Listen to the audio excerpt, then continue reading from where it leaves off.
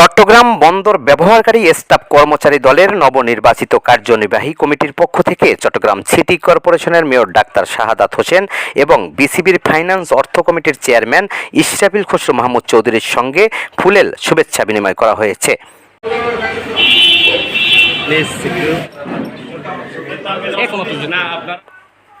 অনুষ্ঠানে প্রধান অতিথি হিসেবে উপস্থিত ছিলেন চট্টগ্রাম সিটি কর্পোরেশনের মেয়র ডাক্তার শাহাদাত হোসেন।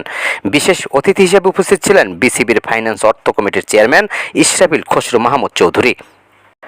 চট্টগ্রাম বন্দর ব্যবহারকারী স্টাফ কর্মচারী দলের নবনির্বাচিত কার্যনির্বাহী কমিটির সদস্যরা হলেন সভাপতি হাসান রুবেল, কার্যকরী সভাপতি মালিকুল্লাহ বাহার, সহসভাপতি মোহাম্মদ নাজিম উদ্দিন, সহসভাপতি মোহাম্মদ মনির হোসেন, সাধারণ সম্পাদক মোহাম্মদ জাহাঙ্গীর আলম।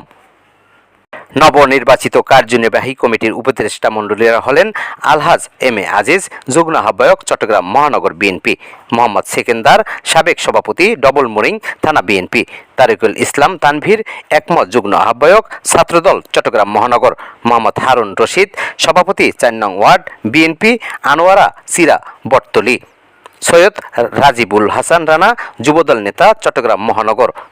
এছাড়াও উপস্থিত ছিলেন সিনিয়র যুগ্ম সাধারণ সম্পাদক তাজুল ইসলাম তুষার, যুগ্ম সাধারণ সম্পাদক রায়হান উদ্দিন রাহাত, সাংগঠনিক সম্পাদক আলী আজম, সহ সাংগঠনিক সম্পাদক আলী আহসান। অনুষ্ঠানে চট্টগ্রাম বন্দর ব্যবহারকারী স্টাফ কর্মচারী দলের সকল সদস্য কর্মচারীবৃন্দ উপস্থিত ছিলেন। এ সময় নবনির্বাচিত কমিটির সদস্যরা সংগঠনের ঐক্য, কর্মীদের কল্যাণ এবং বন্দরের সার্বিক উন্নয়নের একযোগে কাজ করার প্রত্যয় ব্যক্ত করেন।